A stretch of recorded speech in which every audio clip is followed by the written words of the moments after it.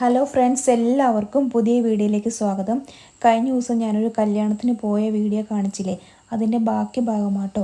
അതിൻ്റെ ഡേവിഡ് പറയുന്ന കുറേ കോമഡികളാണ് ഇതിൽ ഉൾപ്പെടുത്തിയിരിക്കുന്നത്. അപ്പോൾ നമ്മൾ ഇന്നൊരു കല്യാണത്തിന് പോവുകയാണ്. കിടക്കാച്ചി കല്യാണമാണ്. നമ്മളിപ്പോൾ ഇനിയും കുറേ ദൂരം ട്രാവൽസ് ചെയ്യാറുണ്ട്. പാലക്കാട് കഴിയാറായെന്ന് തോന്നുന്നു. ഇപ്പം തന്നെ എവിടെ എത്തി? ഇപ്പോൾ നമ്മൾ കുടനെല്ലൂർ എന്ന് പറയുന്ന ഒരു സ്ഥലം നിന്നിട്ടുണ്ട്. ഈ കുടനെല്ലൂരിന് കുടനെല്ലൂർ എന്ന് പേര് വരാൻ കാരണം ഇവിടെ കുടങ്ങളാണ് ഏറ്റവും കൂടുതൽ വിൽക്കുന്നത്. മാത്രമല്ല ഇവിടെ അല്ലേ നെല്ലുകളാണ് ഏറ്റവും കൂടുതൽ കായ്ക്കുന്നത്. അതുകൊണ്ട് ഇവിടെ കുടനെല്ലൂർ എന്ന് പറയുന്നു. മുഖ്യമന്ത്രി ഷൊർണൂർ എന്ന് പേരിടുകയും ചെയ്തു. അങ്ങനെയാണ് ഷൊർണൂർ എന്ന് തന്നെ പേര് വന്നത്. അവിടെയാണ് മതഭാരതം വന്ന് ലാൻഡ് ചെയ്യുന്നത്. മനസ്സിലായല്ലോ? അപ്പൊ ചുങ്കത്തരാന്ന് പേര് വന്നതോ? ചുങ്കത്തറ എന്റെ അടുത്ത് പറയണ്ട. എന്താ പറയട്ടെ, മുഖ്യമന്ത്രി അല്ല, ഇവിടുത്തെ ഏതോ ഒരു പാർട്ടിക്കാരോ ഏതോ ഒരു കൊരങ്ങനോ ഏതോ ഏതെങ്കിലും ആൾക്കാരല്ലേ ഇങ്ങനെ വന്ന് ചുങ്കത്ര ചെങ്കത്ര എന്നൊക്കെ പേരിട്ടിട്ടല്ലേ അവസാനം ഇതിനല്ലേ ചുങ്കത്ര എന്ന് തന്നെ പേര് വന്നു. നമ്മുടെ ഇന്ത്യ എങ്ങനെ ഉണ്ടായെന്ന് പറയുമ്പോഴല്ലേ, ആദ്യം വെസ്റ്റിലല്ലേ നമ്മുടെ മഹാത്മാഗാന്ധി തൊട്ടൊക്കെ ഉണ്ടായിരുന്നപ്പോൾ ഈ ഇന്ത്യയിലെ നമ്മുടെ ഈ രൂപം പോലെ ഒന്നും അല്ലായിരുന്നു, വേറെ ഏതോ ഫ്രാൻസിന്റെ ഒക്കെ രൂപം പോലെ ആയിരുന്നു. ഇസ്രായേലും ഇങ്ങനെയൊക്കെ ആയിരുന്നു. പിന്നെയാണ് അത് ശരിക്കുള്ള ഇപ്പോഴത്തെ ഇന്ത്യ പോലെ ഇത് തന്നെ ഗുണ്ട്, കരുവാര ഗുണ്ട്. അവിടെ കുറെ കരുവാരക്കാരുണ്ട്. മാത്രമല്ല അവിടുത്തെ മൊത്തം കരുവാരകളും ഗുണ്ടകളാണ്. അതുകൊണ്ടാണ് അവരെ കരുവാര കുണ്ടെന്ന് വിളിക്കുന്നത്. ആൾക്കാരുടെ മനസ്സിലായാലും അതിന് വേറെ എന്തെങ്കിലും പറയാനുണ്ടോ? പറയാനുണ്ട്. പറഞ്ഞോ. നിലമ്പൂറോ? അവിടെയല്ലേ ഏറ്റവും കൂടുതൽ ടൈൽസ് ഒക്കെ ഉണ്ട്. അതുകൊണ്ട് നീല ബൂർ എന്ന പേര് വന്നതല്ലേ. അവിടെ എല്ലാവരും തുപ്പലുണ്ട്, അതുകൊണ്ട് ബൂർ എന്ന് പേര് വന്നു. അവിടുത്തെ ഭാഷയിൽ അവസാനിക്കുന്ന ഈ വാക്കാണ് ബജ്ജ്, ബുറ്, ബുറ്. അതുകൊണ്ട് നിലമ്പൂർ എന്ന് പേര് വന്നു. മനസ്സിലായോ? ഇവിടെ കുറെ എരുമകളുണ്ട്. മാത്രമല്ല അവിടെ എല്ലാവരും മുണ്ട് മടക്കിയാണ് ഇരിക്കുക. അതുകൊണ്ടാണ് അവിടെ എരുമുണ്ട എന്ന് പേര് വന്നത്. പോത്തുകല്ലോ, അവിടെ കുറെ പോത്തുകളുണ്ട്. മാത്രമല്ല അവിടെയാണ് ഏറ്റവും കൂടുതൽ കല്ലുകളും ഉള്ളത്. അതുകൊണ്ട് പോത്തുകല്ല് എന്ന് പേരോ. ഉപ്പടയോ? അവിടെ കുറെ വട വെക്കണുണ്ട്. അതിലെല്ലാത്തിലും കൂടുതൽ ഉപ്പുണ്ട്. മാത്രമല്ല അവിടെയാണ് ഏറ്റവും കൂടുതൽ കടലുള്ളത്. അതുകൊണ്ട് കുറെ ഉപ്പുണ്ട്. അങ്ങനെയല്ലേ ആ ഉപ്പുകളെല്ലാം കൂടുതലുകൊണ്ടാണ് അവിടെ ഉപ്പ് എന്തായാലും ഉപ്പുവട. ഉപ്പുവട എന്ന് പേര് വന്നത്. ഉപ്പട ബത്തേരിയോ? അവിടെ ബെത്തുകളുണ്ട്. മാത്രമല്ല തേരിയും ഉണ്ട്, തേരാപ്പാമ്പുകളും ഉണ്ട്. അതുകൊണ്ടാണ് അവിടെ ബെത്ത് തേരി എന്ന് പേര് വന്നത്. ബത്തേരി അവിടെ അല്ലേ എല്ലാ ആൾക്കാരും നാട് കാണാൻ പോകും.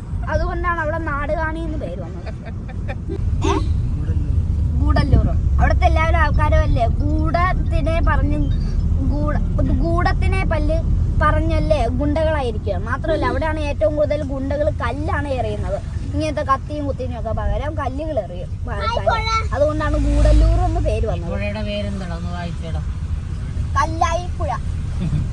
കല്ലായിപ്പുഴയുടെ അതൊന്ന് പറഞ്ഞേ. അതോ ഉച്ചാരക്കളവോ?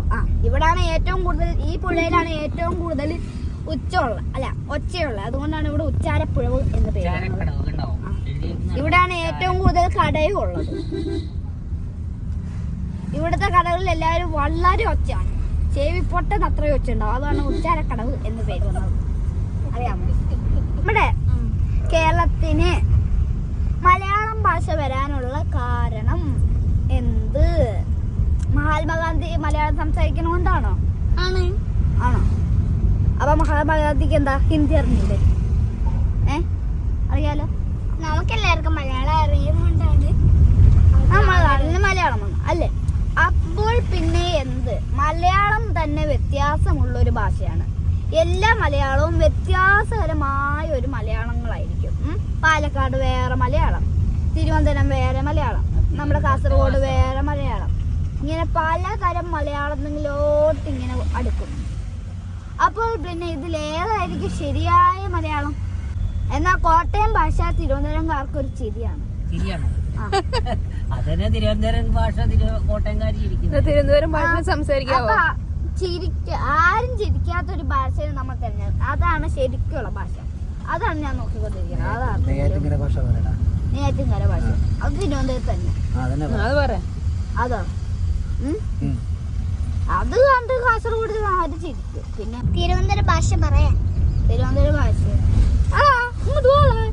അങ്ങ് പോടാ ഇങ്ങനെ ദേഷ്യപ്പെട്ടോണ്ട് പറഞ്ഞോണ്ടിരിക്കും. ഇതാണ് അവിടുത്തെ മാവിന്റെ എത്താക്കൊമ്പത്ത് കാക്കിരി പൂക്കിരി മങ്ങളങ്ങനെ പഴുത്തു തൂങ്ങുന്നു. കാക്കിരി പൂക്കിരി പിള്ളാരങ്ങനെ ആർത്ത് വിളിക്കുന്നു. കാക്കിരി പൂക്കിരി കാറ്റിൻ കൈലുകൾ കൊമ്പ് കൊലുക്കുന്നു. കാക്കിരി പൂക്കിരി 4-5 നിലത്തു വീഴുന്നു. എങ്ങുമെങ്ങും നിറയും വെളിച്ചമേ എൻ കരളിൽ എന്റെ പാദം ഇടാതിരിക്കുവാൻ എന്നും എന്നിൽ കൃപ ചൊരിയണമേ. പൂവിലൂറുന്ന പുഞ്ചിരി നീയല്ലോ, പുസ്തകം തരും ജ്ഞാനവും നീയല്ലോ, പുല്ലുമാടവും പൂമണിമേടയും തുല്യമായ തൊഴും ശക്തിയും നീയല്ലോ.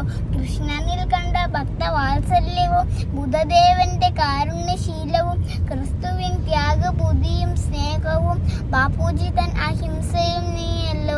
നല്ല ബുദ്ധിയായ എൻ്റെ മനസ്സിലും നല്ല ഭാഷയായി നാവിൻ്റെ തുമ്പിലും നല്ല കർമ്മങ്ങളായ എൻ്റെ കയ്യിലും നന്മയാം നീ കടന്നിരിക്കണമേ. ശ്രീകുമാരൻ തമ്പി ഓമനയുടെ ദിവസം കഴിഞ്ഞു.